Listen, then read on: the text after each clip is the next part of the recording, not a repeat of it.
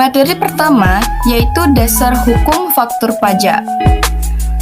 Ketentuan tentang faktur pajak diatur dalam yang pertama yaitu Undang-Undang PPN 1984, yang mana di dalamnya terdapat beberapa pasal yang mengatur tentang faktur pajak.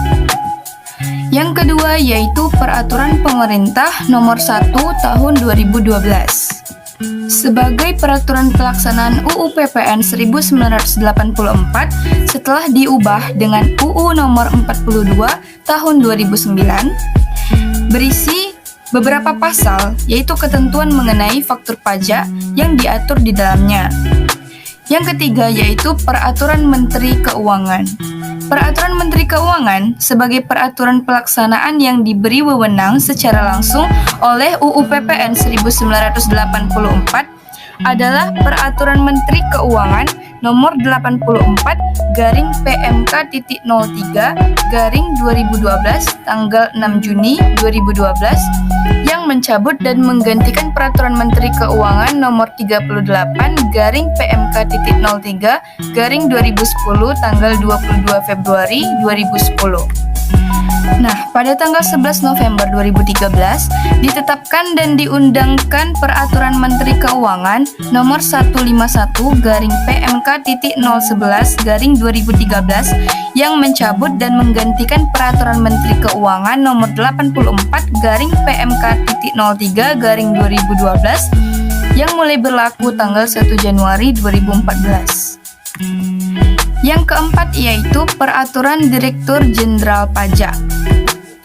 Peraturan Dirjen Pajak Nomor Per 24/PJ.2012 tanggal 22 November 2012 mulai berlaku tanggal 1 April 2013 yang telah mengalami 2 kali perubahan, yaitu yang pertama Peraturan Nomor Per 08/PJ.2013 tanggal 27 Maret 2013.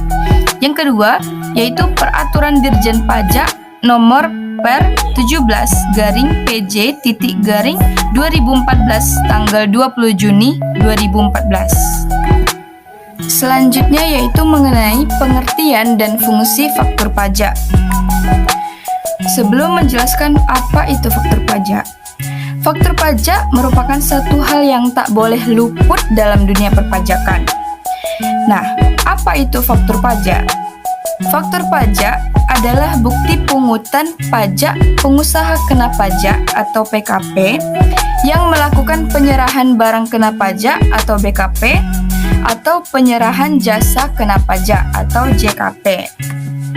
Artinya, ketika PKP menjual suatu barang atau jasa kena pajak, ia harus menerbitkan faktur pajak sebagai tanda bukti dirinya telah memungut pajak dari orang yang telah membeli barang atau jasa kena pajak tersebut.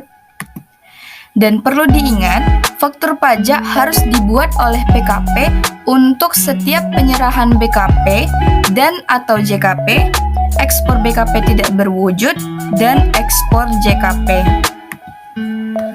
Berikutnya adalah fungsi faktur pajak. Faktur pajak memiliki 3 macam fungsi, yaitu yang pertama, ditinjau dari sisi PKP yang melakukan penyerahan BKP atau penyerahan JKP, faktur pajak berfungsi sebagai bukti pungutan pajak. Yang kedua yaitu ditinjau dari sisi pembeli BKP atau penerima JKP atau pemanfaat BKP tidak berwujud atau JKP, faktur pajak merupakan bukti pembayaran pajak. Misalnya, SSP yang digunakan untuk membayar PPN yang terutang atas pemanfaatan BKP tidak berwujud atau JKP dari luar daerah pabean di dalam daerah pabean yang diperlakukan sebagai faktur pajak. Yang ketiga yaitu sarana untuk mengkreditkan pajak masukan, sehingga tanpa kehadiran faktur pajak, maka proses pengkreditan pajak masukan tidak dapat dilaksanakan. Bagi PKP yang menjual barang atau jasa kena pajak, faktur pajak merupakan hal yang penting dan sangat berguna. Hal ini dikarenakan dengan adanya faktur pajak, berarti memiliki bukti bahwa sebagai PKP telah melakukan pemungutan pajak kepada pembeli dan melaporkannya kepada Dirjen Pajak.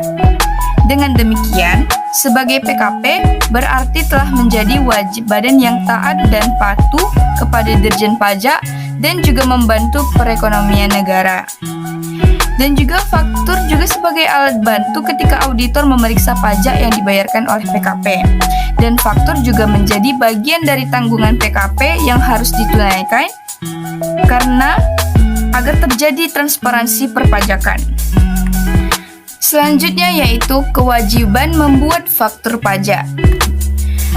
Nah, di dalam pasal 3A ayat 1 yang berbunyi, pengusaha yang melakukan penyerahan sebagaimana dimaksud dalam pasal 4 ayat 1, huruf A, huruf C, huruf F, huruf G, dan huruf H, kecuali pengusaha kecil yang batasannya ditetapkan oleh Menteri Keuangan, wajib untuk melaporkan usahanya untuk dikukuhkan sebagai pengusaha kena pajak dan wajib memungut, menyetor, dan melaporkan pajak pertambahan nilai dan pajak penjualan atas barang mewah yang terutang.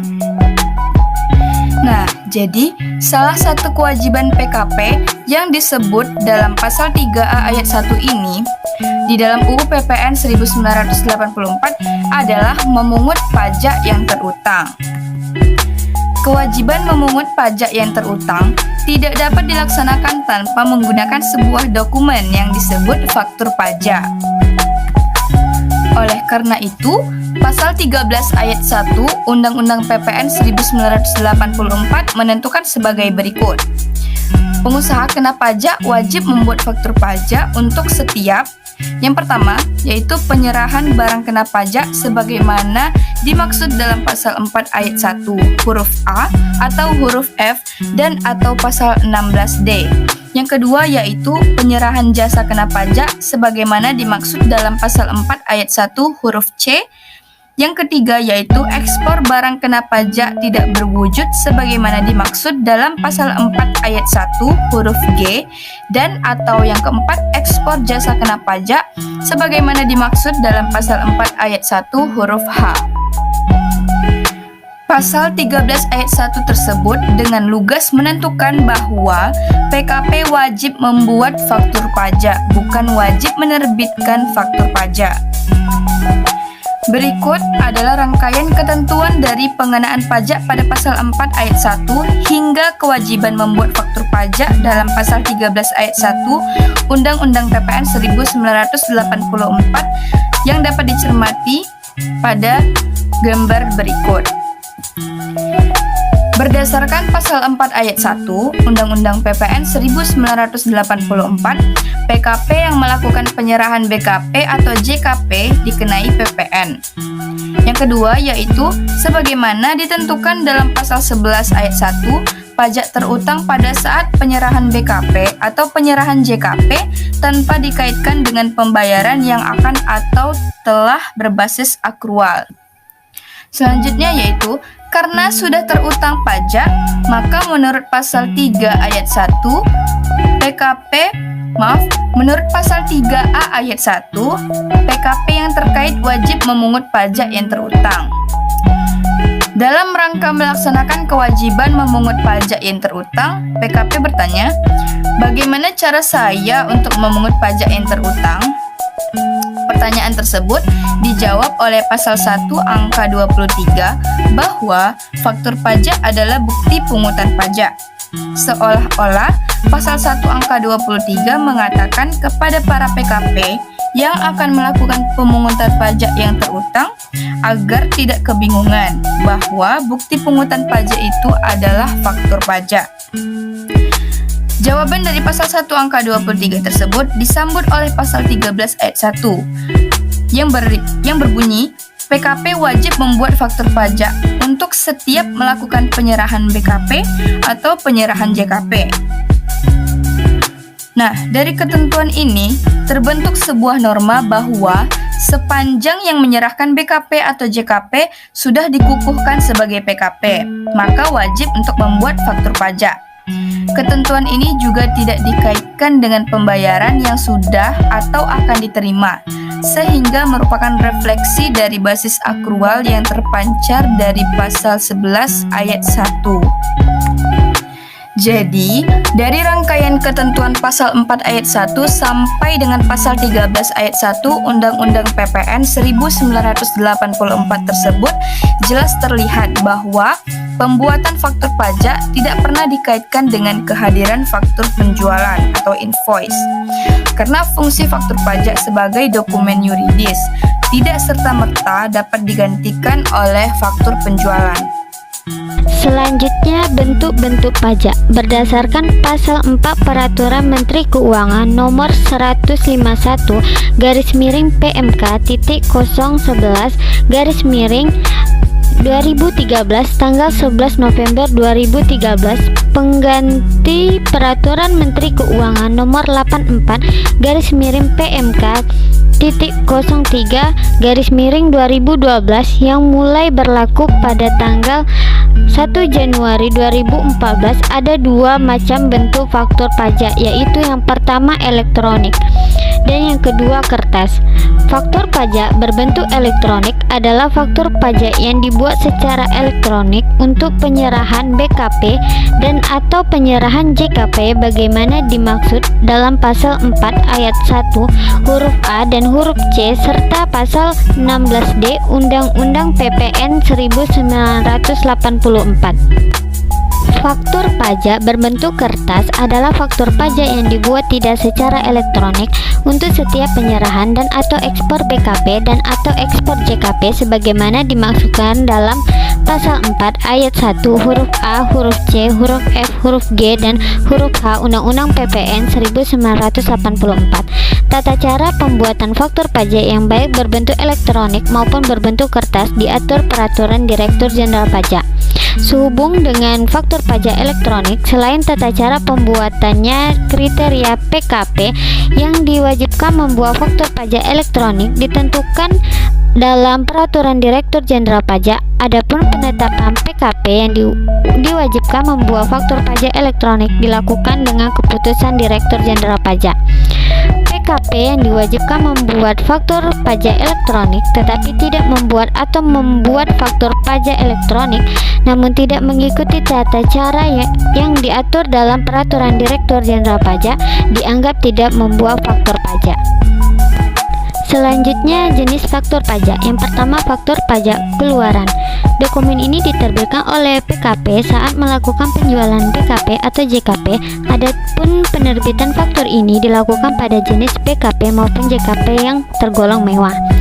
Yang kedua, faktur pajak masukan. Dokumen ini diterima oleh PKP yang melakukan pembelian terhadap suatu BKP maupun JKP dan PKP lainnya. Seperti contohnya, sebuah perusahaan A akan memperoleh faktur pajak masukan atas suatu jenis barang dari supplier sebelum kembali diolah menjadi produk akhir atau dijual pada konsumen.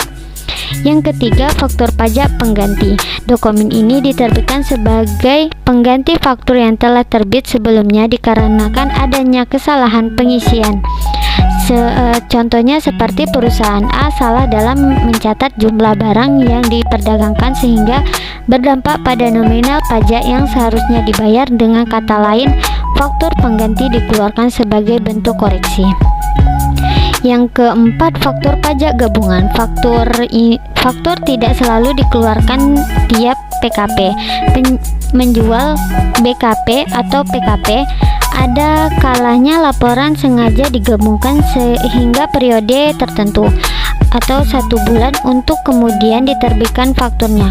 Oleh karena itu, faktur pajak gabungan memuat total pembelanjaan yang telah dilakukan. Yang kelima, faktur pajak cacat. Dokumen ini merupakan faktur pajak yang tidak diisi secara lengkap, jelas, benar, atau tidak ditandatangani. Selain itu, adanya kesalahan dalam pengisian kode dan nomor seri juga dapat menjadi penyebab faktur yang cacat.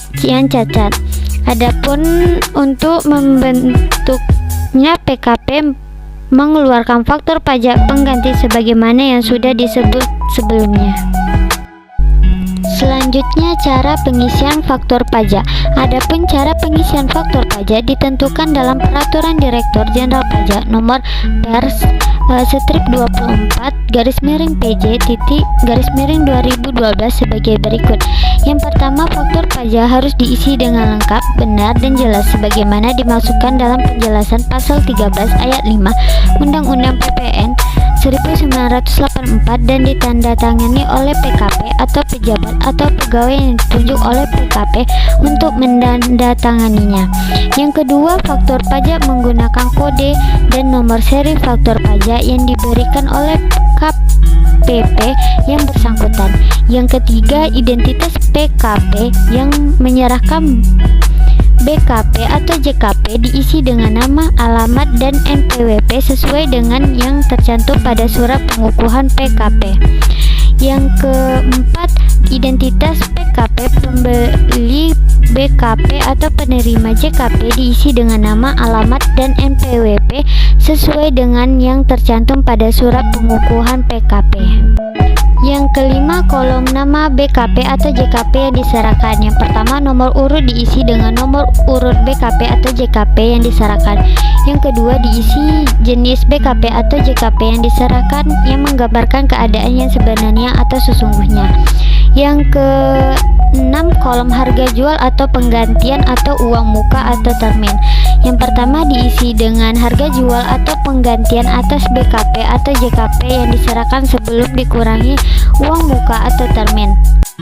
Yang kedua, dalam hal yang diterima adalah uang muka atau termin, maka diisi dengan jumlah uang muka atau termin belum termasuk PPN. Yang ketujuh, harga jual atau penggantian atau uang muka atau termin dibayar menggunakan mata uang asing. Yang kedelapan, nama dan tanda tangan diisi dengan nama dan tanda PKP atau pejabat atau pegawai yang telah ditunjuk oleh PKP untuk menandatangani faktur pajak yang telah diberitahukan secara tertulis kepada kantor pelayanan pajak tempat PKP dikukuhkan atau tempat pemusatan PPN terutang paling lama akhir bulan berikutnya sejak pejabat atau pegawai yang ditunjuk tersebut menandatangani faktur pajak. Materi selanjutnya adalah e-faktur. Definisi e-faktur. Berdasarkan pasal 1 Peraturan Direktur Jenderal Pajak Nomor Per/PJ/2014 tanggal 20 Juni 2014 mendefinisikan faktur pajak berbentuk elektronik yang disebut e-faktur adalah faktur pajak yang dibuat melalui aplikasi atau sistem elektronik yang ditentukan dari atau disediakan oleh Direktorat Jenderal Pajak. Bentuk e-faktur. Bentuk e-faktur adalah berupa dokumen elektronik faktur pajak yang merupakan hasil keluaran atau output dari aplikasi atau sistem elektronik yang ditentukan dan atau disediakan oleh Direktorat Jenderal Pajak. E-faktur tidak diwajibkan dicetak dalam bentuk kertas atau hard copy.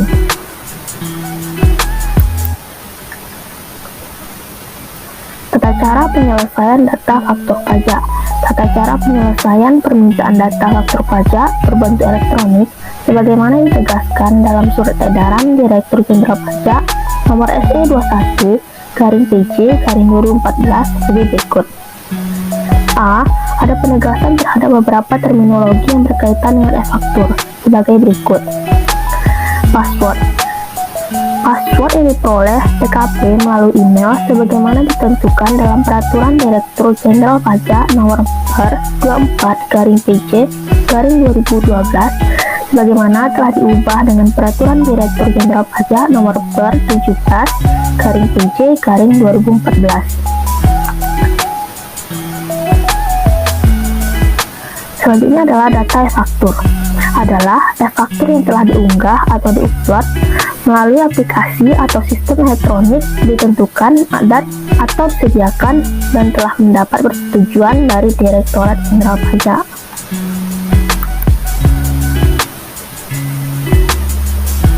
D. Prosedur penyelesaian permintaan data e-faktur. 1. Pengusaha kena pajak atau PKP. A. Mengajukan permintaan data e-faktur yang rusak atau hilang secara tertulis ke kantor pelayanan pajak tempat PKP dikukuhkan. B. Dalam surat permintaan sudah diisi lengkap, PKP menerima bukti penerimaan surat. C. Melakukan pengambilan data e-faktur ke kantor pelayanan pajak atau KPP dengan menunjukkan bukti penerimaan surat, kartu identitas yang masih berlaku, dan merekam password. D. Menerima data e-faktur dalam media penyimpanan setelah bukti penerimaan surat, kartu identitas atau surat kuasa dalam hal pengembalian diwakilkan atau dikuasakan, dan password telah tervalidasi serta menandatangani tanda terima.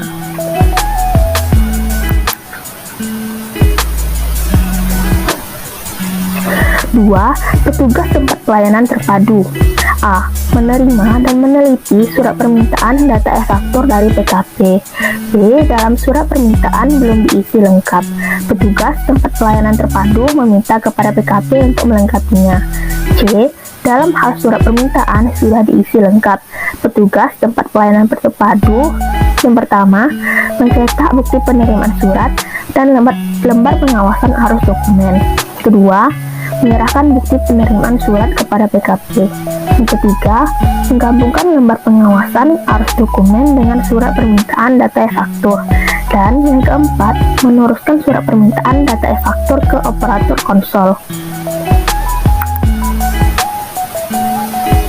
Yang ketiga, operator konsol.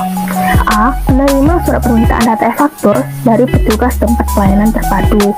B. Membuat konsep surat pengantar atas permintaan data e-faktur yang ditujukan kepada Kepala Subdirektorat Pelayanan Operasional, Direktorat Teknologi Informasi dan Perpajakan. C.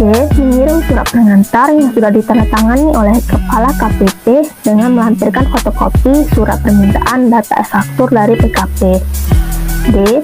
Menerima data e-faktur dari Direktorat Teknologi Informasi Perpajakan. E. Menyimpan data e-faktur ke dalam media penyimpanan dan meneruskan kepada petugas khusus.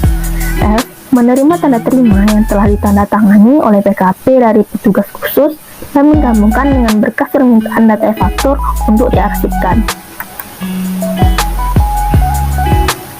Yang keempat, petugas khusus. Yang A. Menerima data faktur dari operator konsol. B. Melakukan validasi atas dokumen PKP berupa asli, bukti penerimaan surat, kartu identitas PKP, atau surat kuasa dalam hal pengambilan yang diwakilkan atau dikuasakan serta password PKP. C. Membuat dan mencetak tanda terima. D. Menyerahkan data e-faktur dan meminta PKP untuk menandatangani tanda terima. E. Menyerahkan tanda terima yang telah ditandatangani oleh PKP ke operator konsol.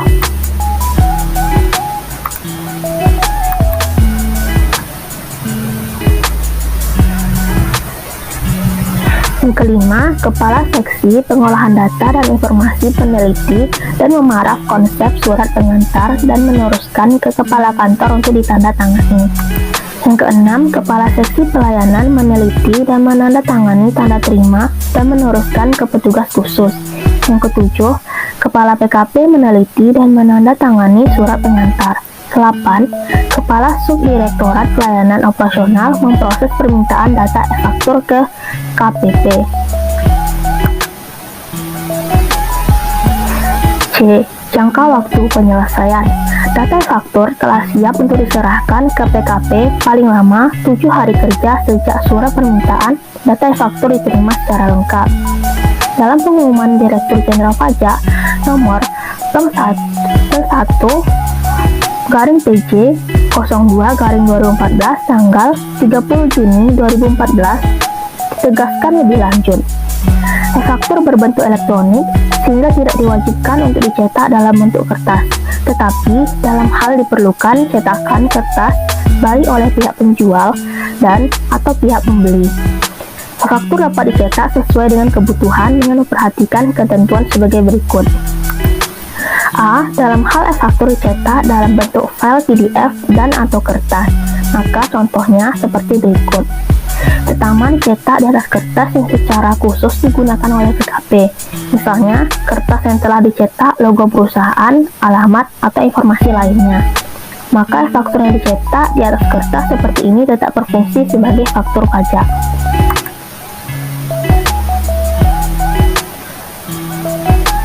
Selanjutnya, e-faktur ditandatangani secara elektronik sehingga tidak disyaratkan lagi untuk ditandatangani secara basah oleh pejabat atau pegawai yang ditunjuk oleh PKP. Yang C, e-faktur menggunakan mata uang rupiah.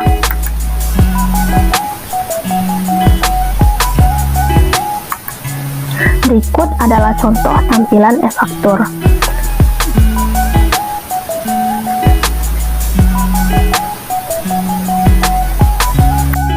Materi selanjutnya yaitu pemungut PPN. Pada pajak pertambahan nilai atau PPN, kita mengenal istilah pemungut PPN. Saya akan menjelaskan apa itu pemungut PPN dan siapakah yang berhak menjadi pemungut PPN berdasarkan peraturan perundang-undangan yang berlaku. Materi yang pertama, apa itu pemungut PPN? Pemungut PPN adalah badan atau instansi yang ditunjuk oleh Menteri Keuangan dan berkewajiban untuk memungut, menyetor, dan melaporkan pajak terutang atas penyerahan barang kena pajak atau BKP dan atau jasa kena pajak atau JKP. Selanjutnya, yaitu siapakah pemungut PPN?